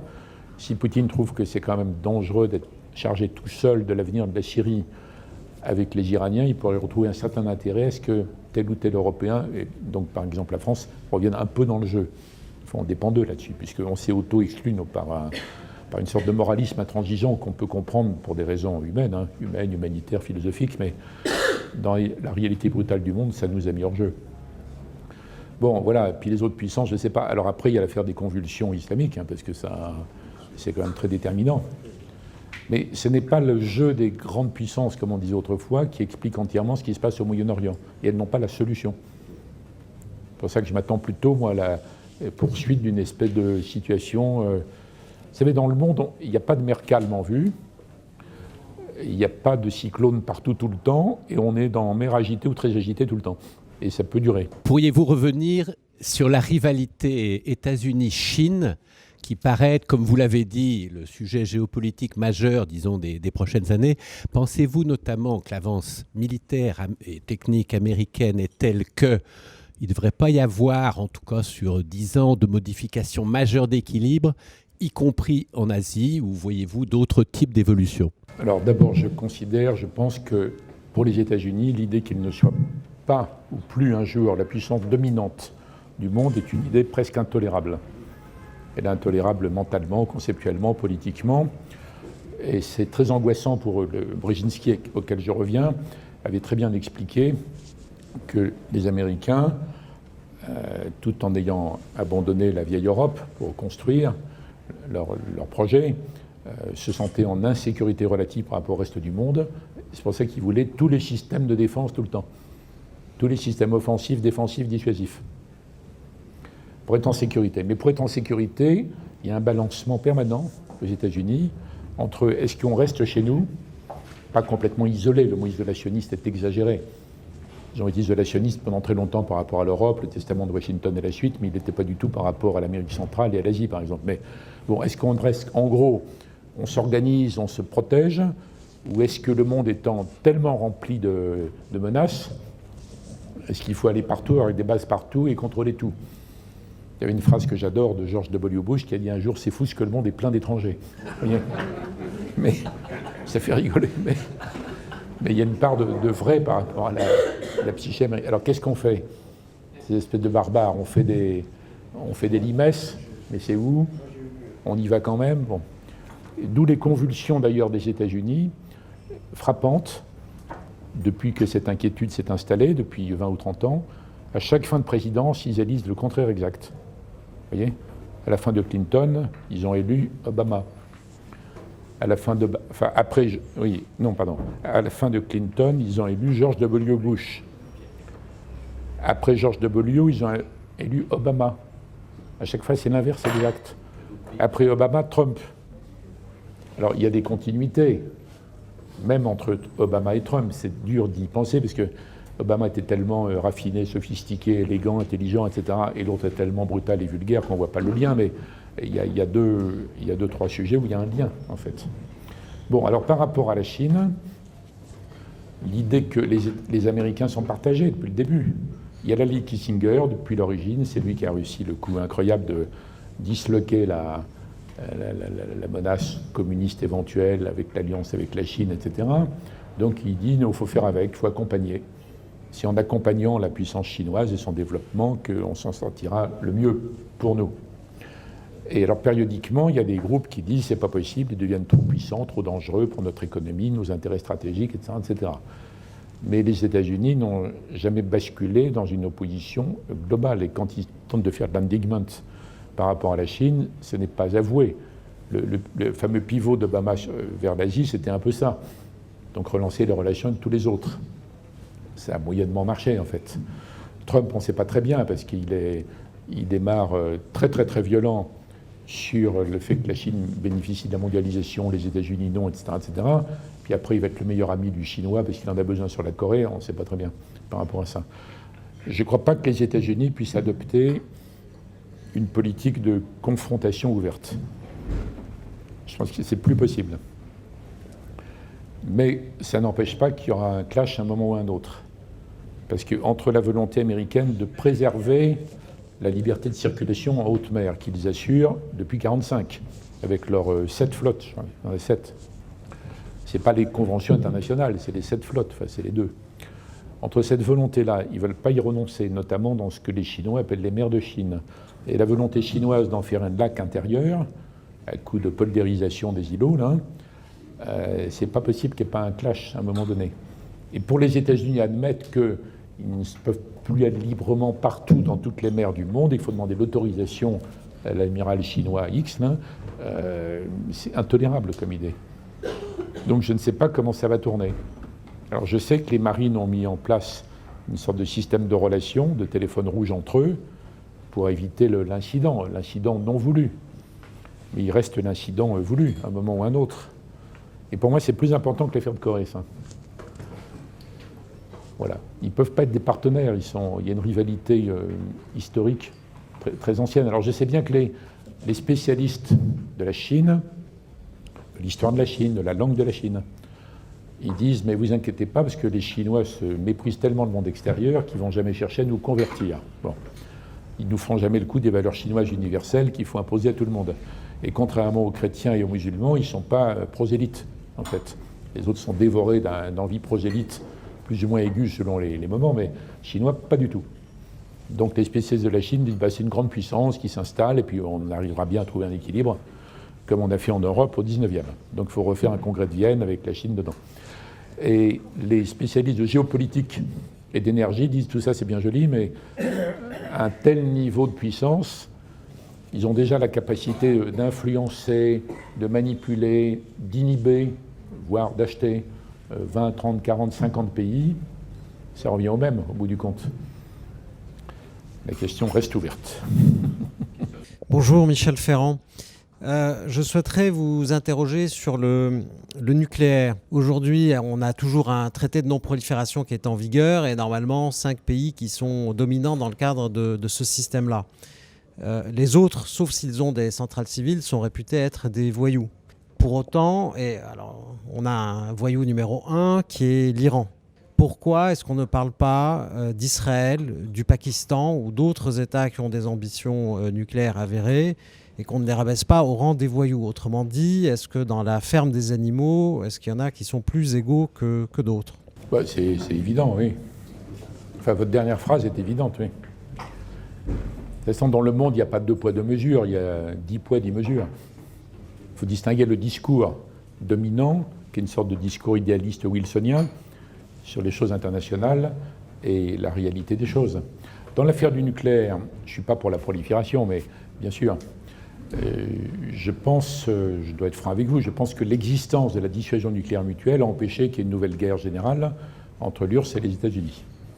Il y a quand même plusieurs occasions où ça aurait pu conduire, s'il n'y avait pas ce verrou à ça. Et on ne peut pas le démontrer, mais on ne peut pas démontrer l'inverse non plus. Donc, moi, je suis pour la dissuasion. Je serais très content que le monde puisse se permettre de s'en passer. Mais je ne crois pas du tout, contrairement à mon ami Paul Quilles, par exemple, que le monde serait plus sûr tel qu'il est, sans l'arme nucléaire. On fait disparaître l'arme nucléaire demain, je ne sais pas comment. À mon avis, il y a une dizaine d'endroits où des guerres deviennent possibles, alors qu'elles ne le sont pas aujourd'hui. Donc, mon raisonnement, c'est plutôt qu'il faudrait arriver un jour à un monde tellement sûr qu'on pourrait se dispenser de l'arme nucléaire. Pas l'inverse. D'ici là, on pourrait réduire énormément le niveau des armements. Énormément. La Russie, les États-Unis, on reste surarmés, même si on raisonne en termes de dissuasion. Donc revenir partout à la dissuasion à la française, au plus bas niveau possible, ça c'est un thème de combat justifié, et qui n'est pas imprudent, qui n'est pas du pacifisme aveugle. On pourrait. Après, la question de qui la détient ou pas. À un moment donné, quand il y a eu le traité, on a constaté qu'il y avait 5 pays qui l'avaient, qui se trouvaient par ailleurs membres permanents, mais les deux choses sont pas liées, parce que quand ils sont devenus membres permanents, ils ne l'avaient pas, sauf les États-Unis. Donc il y a les 5 membres permanents. Avec ceci de particulier dans l'histoire de la dissuasion, c'est qu'on n'a jamais dit le suivant c'est un voyou, le suivant c'est un fou. Donc pour les détenteurs de l'arme nucléaire, le prochain pays c'est un fou. Quand il n'y a que les Américains, vous trouvez dans la littérature stratégique américaine des années 49, 50, 51, des papiers pour dire que ce serait très dangereux que les soviétiques l'aient, parce que ce n'est pas des gars comme nous, et ils sont un peu asiatiques, puisqu'il y a eu les Tatars et compagnie, et donc c'est dangereux. Pas comme nous, ça veut dire la vie humaine n'a pas le même prix. Et puis l'URSS a l'arme, voilà, et puis on n'y peut rien, et c'est comme ça. On fait avec. Il se construit la dissuasion mutuelle, puis la coexistence pacifique, sur cette base. Quand la Chine veut développer son arme, il y a eu des conversations entre Américains et Soviétiques pour savoir s'il ne fallait pas les bombarder avant. Exactement ce que Netanyahou préconisait sur l'Iran, par exemple. Ça n'a pas abouti. Bon. Et la Chine a développé son arme dissuasive. Et ils disent, nous, c'est les gens sérieux, les autres sont des gars dangereux. Les Chinois pensent ça sur la Corée du Nord, mais ils ne peuvent pas l'empêcher complètement. Donc à chaque étape, c'est le suivant qui est un fou irresponsable. De facto, ça a plutôt fonctionné en responsabilisant les pays détenteurs. Mais j'ose pas aller au-delà de la théorie, même si certains théoriciens proches du général de Gaulle, comme le général gallois, je crois, avaient dit la paix dans le monde, elle arrive le jour où chaque pays a une arme nucléaire. Il n'y a plus aucune espèce de conflit ou que ce soit. Mais on n'ose pas franchir ce pas, parce que Même nous, on va se dire, oui, il y a quand même peut-être un fou quand même. Donc, on n'est pas sûr qu'il n'y en ait pas. Plus le risque terrible que des organisations non étatiques, donc sans domicile fixe, qu'on puisse se vitrifier en cas de guerre, s'emparent de l'arme. Bon, ça ne s'est pas produit, mais vous avez bien vu qu'après la fin de l'URSS, pendant 20 ou 25 ans, il y a eu des quantités extraordinaires de romans policiers, de romans d'espionnage et de films à partir de cette hypothèse. Le contrôle de l'arme nucléaire échappe à un État et c'est une organisation qui est menée. Bon, voilà. Alors après, le fait que certains pays se soient imposés, c'est parce qu'ils ont eu des protecteurs ou parce qu'il n'y a pas de système international qui puisse les en empêcher. Personne n'a pu empêcher l'Inde et le Pakistan. À la limite, certains pensent maintenant qu'il y a moins de risques de guerre vraie, classique, ouverte entre les deux depuis qu'il y a ça. Et le Pakistan l'a eu grâce à la Chine, qui est contre la prolifération dans certains cas, mais pour dans d'autres. Vous voyez, la Corée l'a eu grâce au Pakistan, en partie. Israël l'a eu grâce à la France, largement. Bon, et aujourd'hui, on ne voit pas quelle puissance pourrait convaincre les Israéliens, qui nient, enfin tout le monde sait qu'ils l'ont, mais convaincre les Israéliens de renoncer à cette arme, sauf si l'ensemble du monde arabo-musulman était entièrement pacifié et adorait l'existence d'Israël. Bon. Donc, vous voyez, on peut prendre le sujet par tous les bouts, on peut constater toutes sortes d'inégalités, mais le monde n'est pas fondé sur l'égalité. Hein. Donc, c'est comme ça. Au bout du compte, la question, c'est qu'est-ce qu'on fait? Quand on a un risque avec le régime iranien, c'est un vrai grand et vieux pays qui revient sur la scène. De toute façon, quoi qu'en pensent les Saoudiens, c'est comme ça.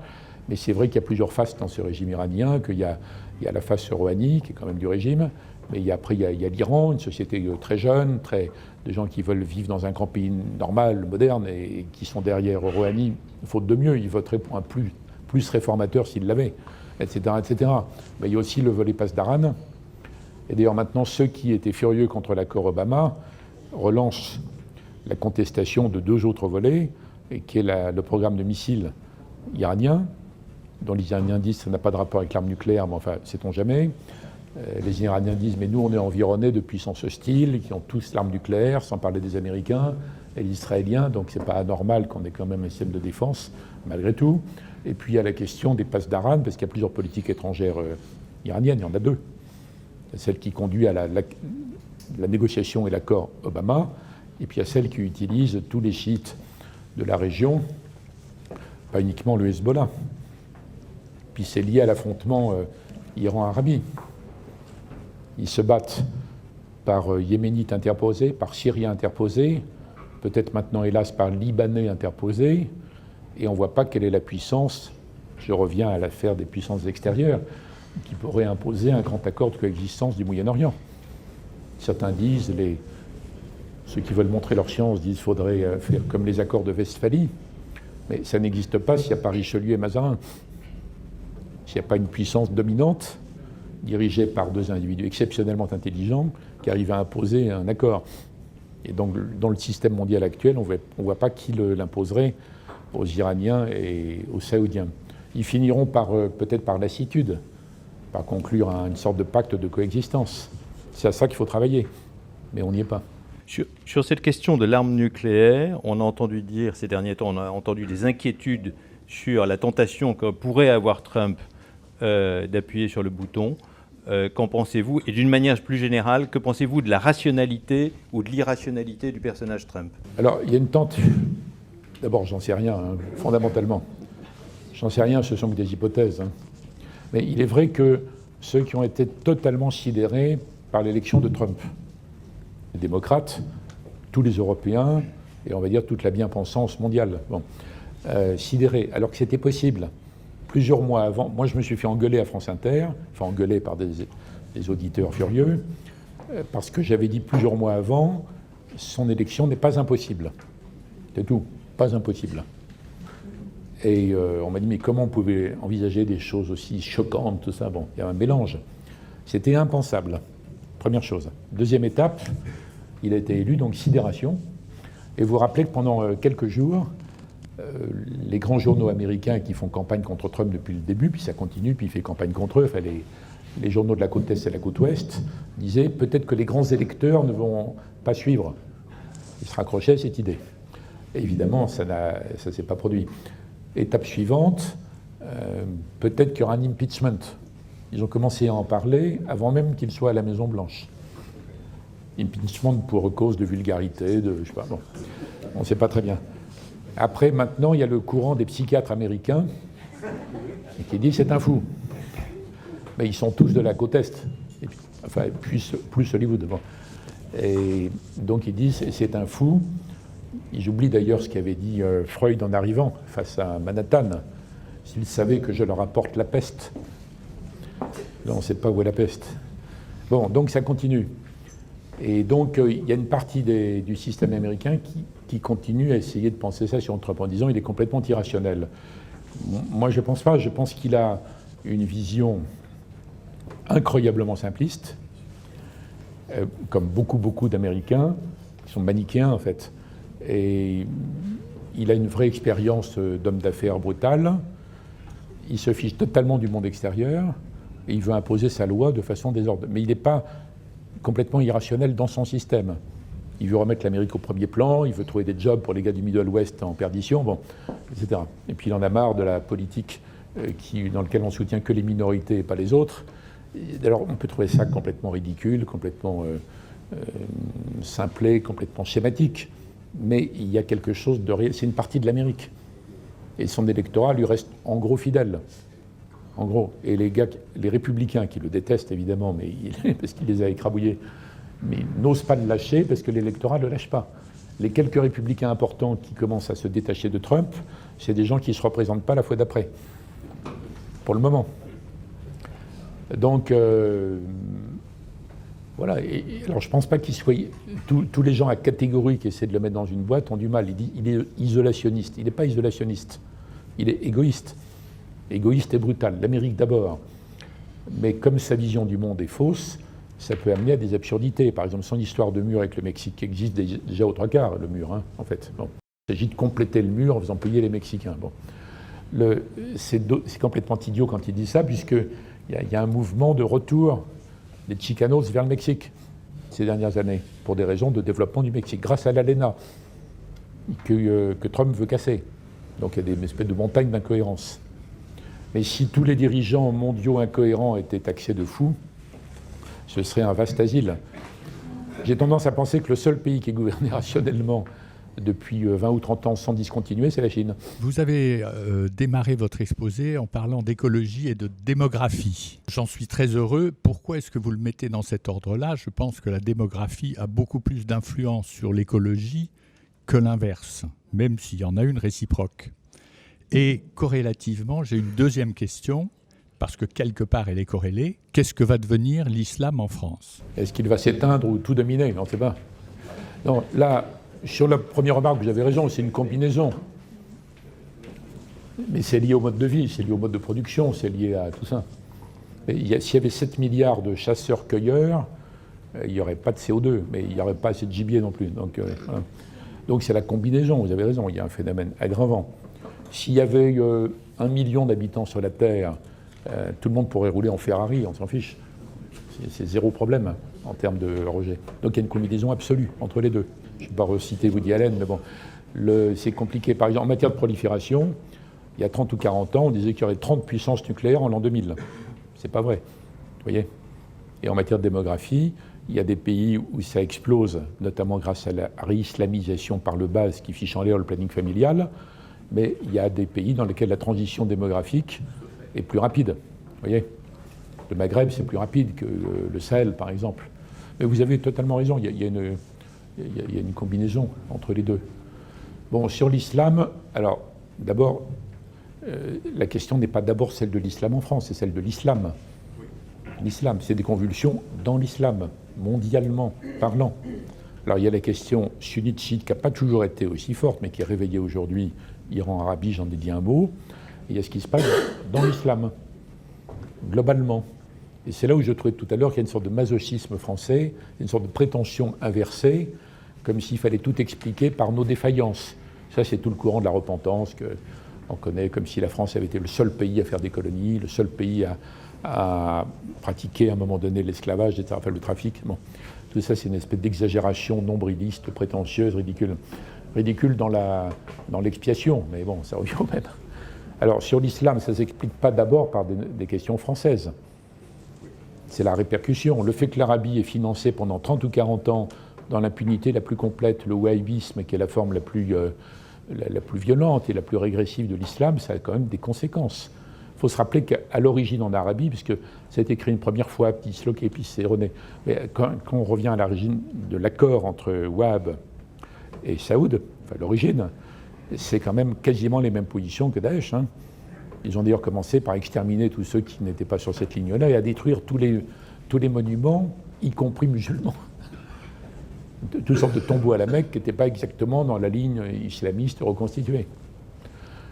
Bon, donc c'est un phénomène très ancien, et moi je suis de ceux qui pensent qu'il y a un lien avec l'islam. Donc je ne suis pas du tout du côté de ceux qui disent mais ça n'a aucun rapport avec l'islam, de tous ceux qui pour 36 raisons ont refusé de nommer le phénomène. Alors qu'il y a beaucoup de musulmans réformateurs, modernistes, en restant musulmans. Il y a même, on peut tomber sur des laïcs ou athées, mais enfin ils sont très peu nombreux. En gros ce sont des musulmans qui mènent ce combat.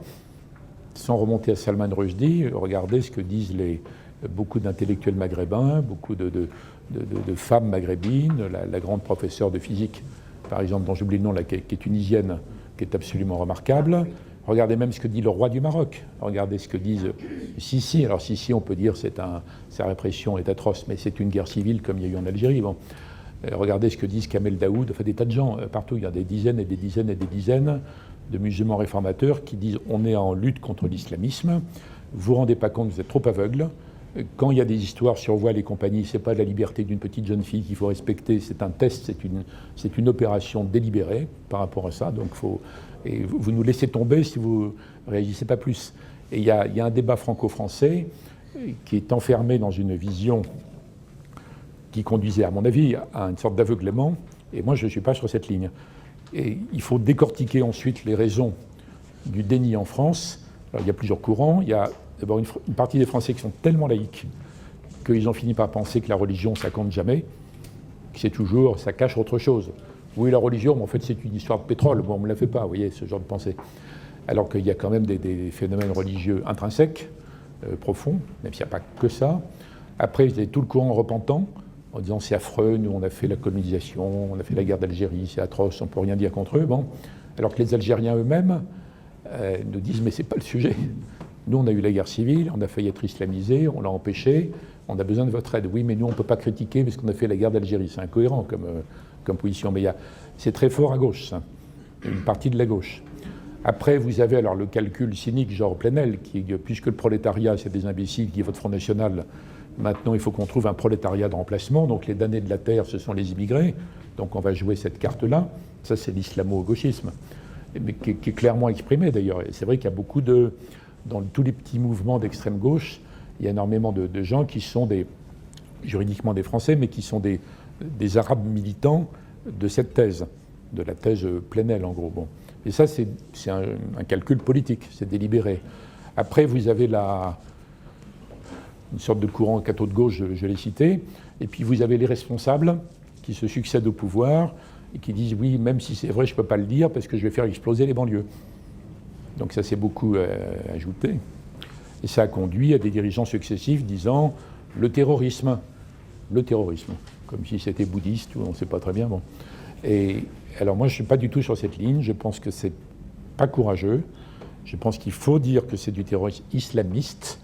Après, les spécialistes peuvent s'écharper sur comment on passe de musulman normal, à musulman, disons, traditionnaliste, conservateur, fondamentaliste, wahhabite, salafiste, djihadiste, terroriste. Bon. Il y a une sorte d'échelonnement, avec au bout du compte très très très très peu de terroristes. Enfin, ça suffit à faire des dégâts, statistiquement. Mais je pense qu'on ne peut pas nier ça.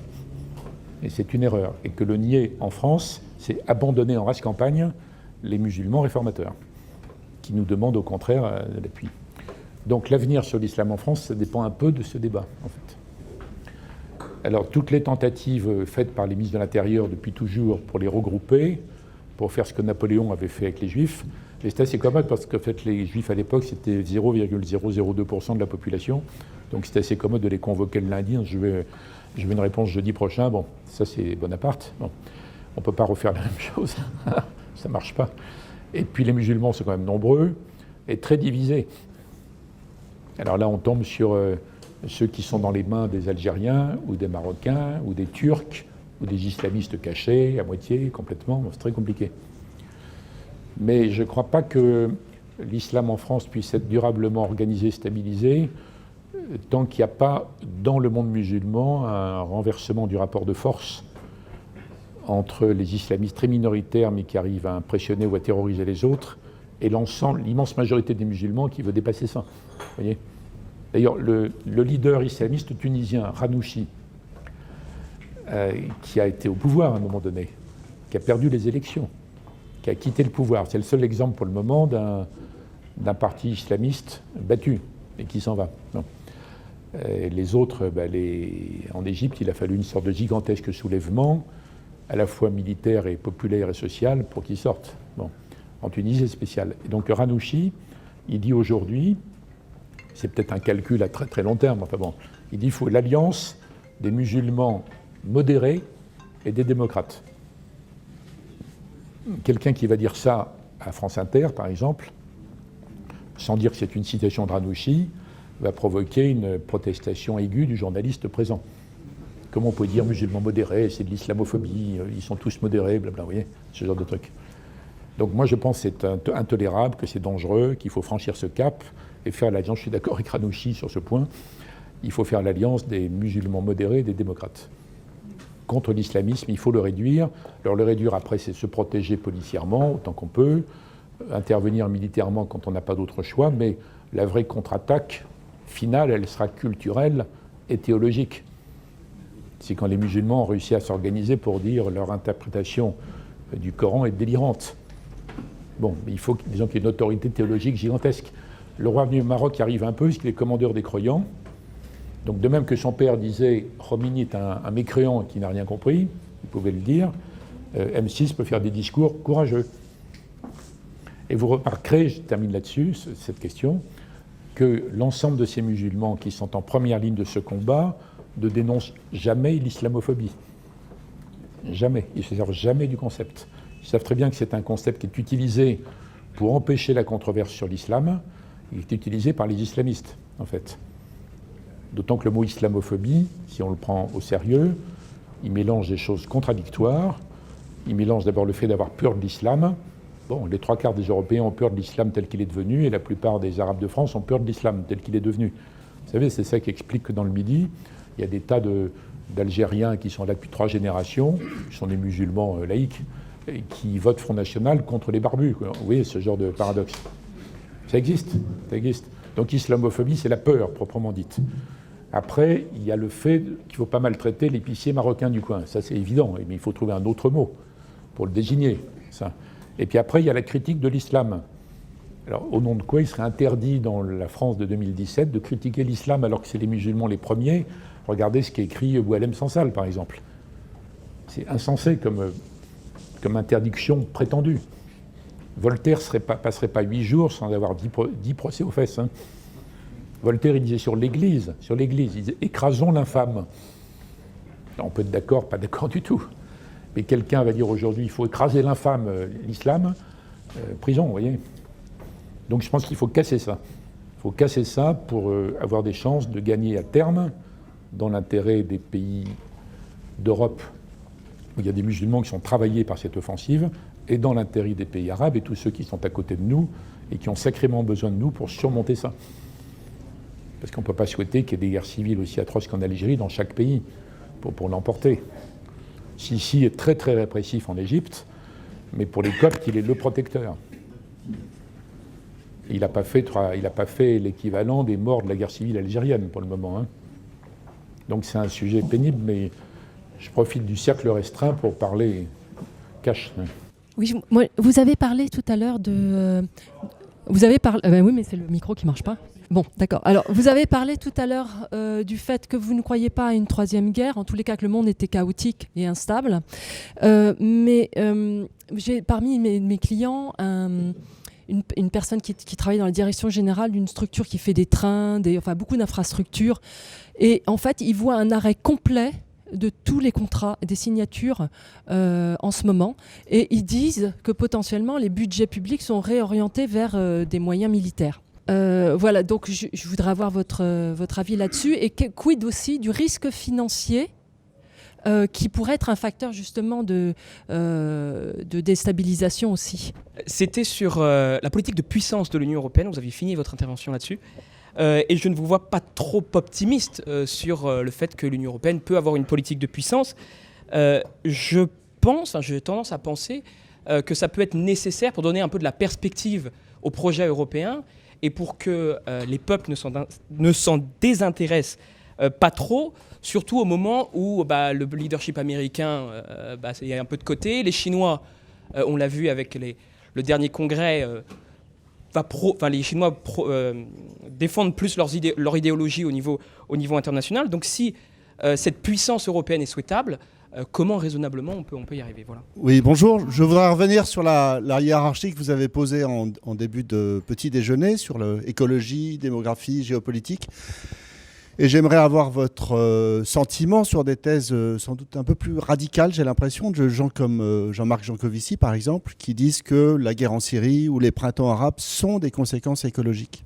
Sur l'intérieur de l'Europe, on assiste à des tentatives d'éclatement des États, en Espagne bien sûr, mais également en Flandre, en Écosse, en Lombardie, etc. Est-ce que y a un moyen de lutter contre cette tentation de désintégration des États qui a souvent des bases fiscales? On a donné aux régions des pouvoirs fiscaux qui font que, puisqu'ils peuvent intervenir sur leurs impôts, autant que ça leur serve à eux et pas aux autres dans le même pays. Est-ce qu'il y a un moyen pour l'Europe de lutter contre ça? On voit des tentatives, mais est-ce que ça suffira? Bon, je prends d'abord la première question. À mon avis, ce qui peut entraîner l'arrêt de tout, c'est un gigantesque bug numérique. Et ce n'est pas un cas de guerre, ça. Dans l'évolution ultra sophistiquée de plus en plus, l'interconnexion, l'interdépendance de tout le monde avec tout le monde, crée une société qui est par ailleurs d'une vulnérabilité gigantesque. C'est le débat à propos des conséquences des événements climatiques ultimes, enfin extrêmes. On dit qu'ils sont de plus en plus nombreux. En fait, on n'en sait rien qu'ils sont plus nombreux. Mais ils font de plus en plus de dégâts parce que la Terre est absolument surpeuplée et que le moindre événement dans des systèmes urbains modernes a des conséquences gigantesques. Alors que si ça tombe sur des populations éparses de chasseurs-cueilleurs, pour revenir à ça, ça n'a pas d'effet, vous voyez. Donc il y a une vulnérabilité intrinsèque. Et ça fait partie des conséquences innombrables de la révolution numérique. Quand vous arrivez au stade où quelqu'un ne peut plus aller dans la rue et chercher une boulangerie ouverte, est obligé d'avoir une application spécialisée pour connaître les boulangeries du quartier, il est évident que c'est une vulnérabilité gigantesque. Donc c'est des populations assistées, pas assistées au sens abus de la protection sociale, assistées au sens technologique. Donc là, je pense qu'il y a une vraie vulnérabilité, dont les trains entre autres, mais c'est vrai des ascenseurs, c'est vrai des hôpitaux, c'est vrai de tout, c'est vrai des aéroports, etc. Il y a une vraie vulnérabilité. Donc il faudrait avoir des coupe-feux, des systèmes redondants, il faudrait avoir des systèmes, etc. Militarisation, non, ce n'est pas du tout le cas. Il y a quelques pays d'Europe qui augmentent leur budget de défense, j'en ai parlé tout à l'heure, mais c'est minime. La Chine développe son budget, mais ça fait 15% du budget américain. Les États-Unis font toujours et encore la moitié des dépenses militaires du monde entier à eux seuls. Mais on ne peut pas dire qu'il y a une sorte d'augmentation des budgets militaires partout. Et d'autre part, ce n'est pas qu'un risque, les budgets militaires. L'immense majorité des armes, Dieu merci, ne servent jamais. Elles sont mises au rebut sans avoir servi. Puis par ailleurs, c'est une pompe à innovation. Ça irrigue des pans entiers. Il n'y a aucune séparation entre ce qui est l'industrie militaire d'aujourd'hui et la plus haute technologie. Vous savez, c'est des technologies duales.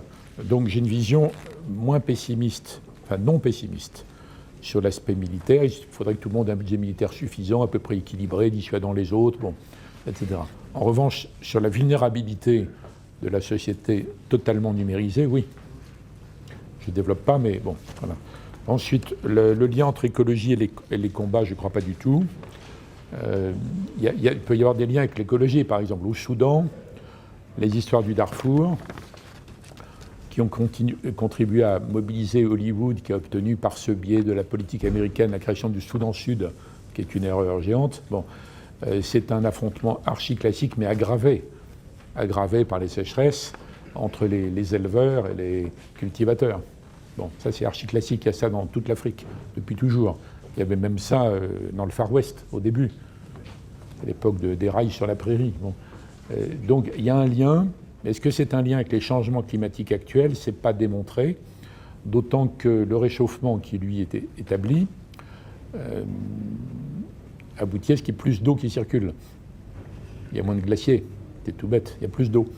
Donc normalement, il n'y a pas de lien direct entre les sécheresses d'aujourd'hui dans telle ou telle partie de l'Afrique et puis le réchauffement. En revanche, il y a un processus de désertification qui a commencé il y a 10 000 ans, quand la zone du Sahara, qui était une savane verdoyante et giboyeuse, a commencé à se désertifier et qui se poursuit par un coup. Donc c'est compliqué d'établir un lien. Qu'il y a un lien avec le climat, les changements climatiques, les zones qui se désertifient, les mers qui se rétrécissent ou l'inverse. Ça, c'est évident.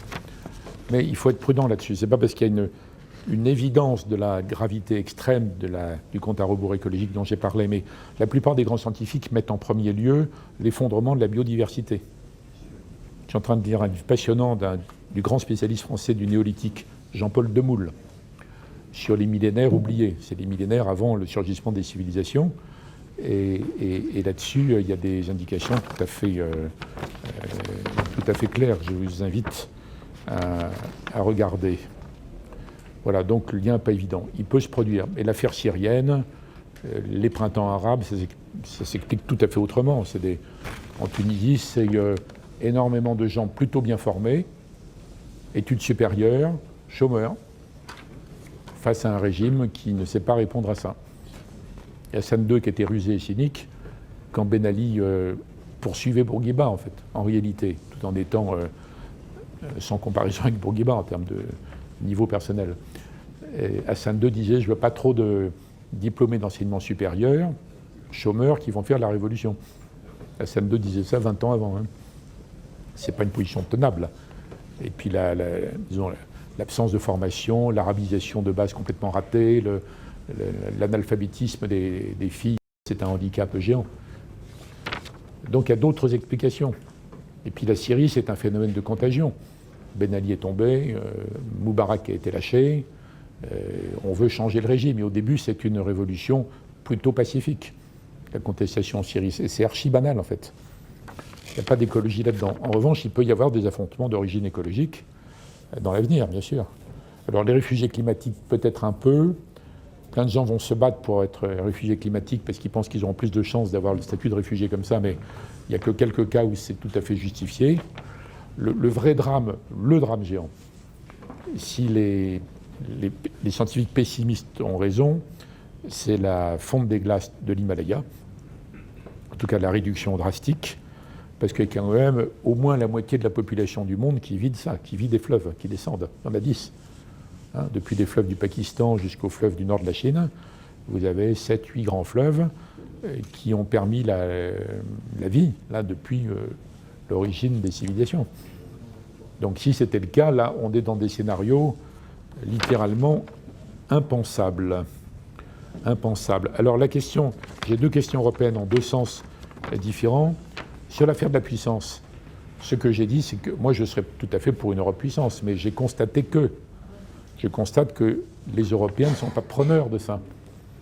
La France dit ça depuis des décennies, on a fait des centaines de colloques. Les autres Européens s'en méfient. Ils pensent que c'est une ruse française pour retrouver par ce biais une influence perdue. Ils n'en veulent pas. Et ils pensent que, puisqu'on a l'Alliance Atlantique, alors Trump leur fiche un peu la trouille parce qu'on n'est pas sûr de sa protection, mais bon, puisqu'on a ça, il faut en profiter, il ne faut pas se relancer dans des aventures grotesques et dangereuses. Donc il y a une résistance énorme. Plus l'Allemagne qui est tellement traumatisée par son passé qu'elle entretient exprès, parce que ça lui donne des prétextes à ne pas agir, et même infoutue de nous soutenir sérieusement au Mali. Vous voyez, c'est un cas évident, ça, le Mali. Et la Hollande a été très bien sur ce point. Il y avait une menace vraie, on a eu Daesh à Bamako, les Maliens appellent au secours, les pays voisins sont d'accord, le Conseil de sécurité ne bloque pas, et on dit alors qu'est-ce qui va y aller? Il n'y a que la France. Donc c'est une démonstration affreuse, par l'absurde, que les esprits ne sont pas prêts. Sinon les Européens auraient dit en masse, enfin au moins ceux qui ont des capacités, ils auraient dit on y va, c'est tout à fait justifié. Qu'est-ce qu'ils font? Il y a une moitié d'hôpital, un tout petit peu de formation. Donc vous voyez bien qu'il n'y a pas de... Quant à la dimension politico-diplomatique. Vous rassemblez les Européens aujourd'hui, je ne parle pas de l'Europe en général, on ne sait jamais ce que ça veut dire. Les Européens, en vrai, ils sont tout à fait d'accord pour signer des textes, disons qu'ils sont pour la démocratie, les droits de l'homme, la paix, le développement et compagnie. Bon, très bien. Le développement durable, bon. Et dès qu'il y a un sujet particulier, ils ne sont pas d'accord. Qu'est-ce qu'il faut faire face au printemps arabe? Il faut aller au Mali ou pas y aller? Il faut résister à Trump clairement, à moitié, non, faire semblant d'être son ami, qu'est-ce qu'il faut faire? Vous n'avez jamais d'accord. Jamais. Je passais une partie de ma vie à négocier quand même, hein. À négocier avec les Européens qui trouvent toujours un prétexte. Alors il y a les pour, les contre et ceux qui ne veulent pas choisir. Et la plupart d'entre eux, ils ont une vision globale, démocratie, droit de l'homiste, et puis une vision particulière, ils s'intéressent à 2-3 sujets qui les concernent immédiatement. Le reste, zéro. Donc c'est tout un travail.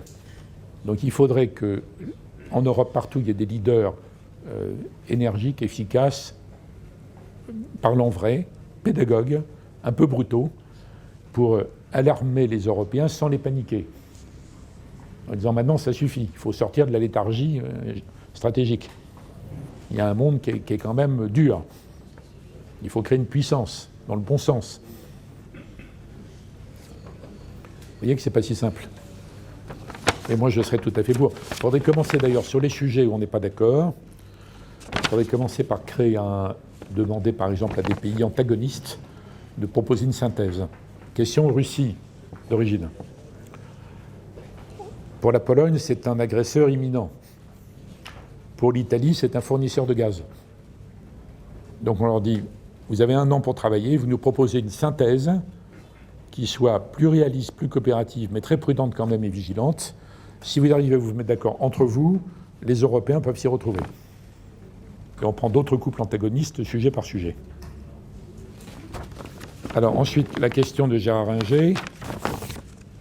C'est évident que la brutalité de la mondialisation, et que la brutalité sur le plan identitaire et culturel, les gens ne savent plus très bien qui ils sont, donc ils se rattachent à quelque chose, entraîne un phénomène de balkanisation, fragmentation. Il y a un lien entre les deux. Il ne faut pas que les mondialisateurs pleurnichent sur ces réveils d'identité, c'est le résultat de cette politique. Alors, il est clair aujourd'hui qu'à la fois, en même temps, comme dirait Macron, en même temps, c'est vrai que la Catalogne, ça existe, il y a une histoire, il y a une culture, il y a une langue, etc. Puis qu'en même temps, si l'Espagne commence à se disloquer, puis les autres, alors là, c'est clair que l'Europe compte pour du beurre. C'est complètement terminé.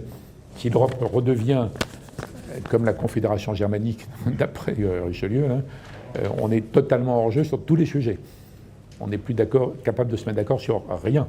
C'est déjà compliqué à 27, alors imaginez à 50 régions, bon, ou 70. Donc c'est dangereux. Donc l'idéal, c'est évidemment que la solution soit trouvée dans la structure espagnole, et qui donne un peu plus aux Catalans au bout du compte que ce qu'ils ont. Mais ce qu'ils vont donner, c'est la fiscalité, comme au Pays Basque. Bon. Donc on retombe sur la question. La seule solution pour mettre d'accord les élites et les populations nationales ou régionales, c'est un contrat de subsidiarité absolument clair, du haut en bas.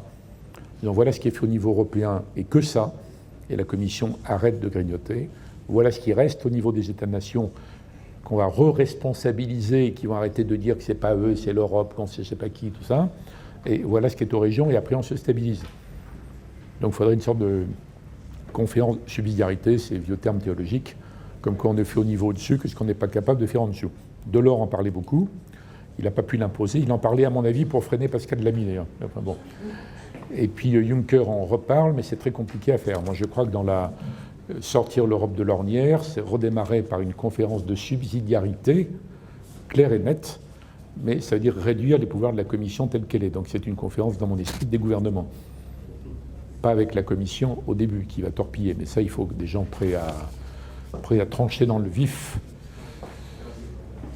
Voilà. C'est fini. Merci.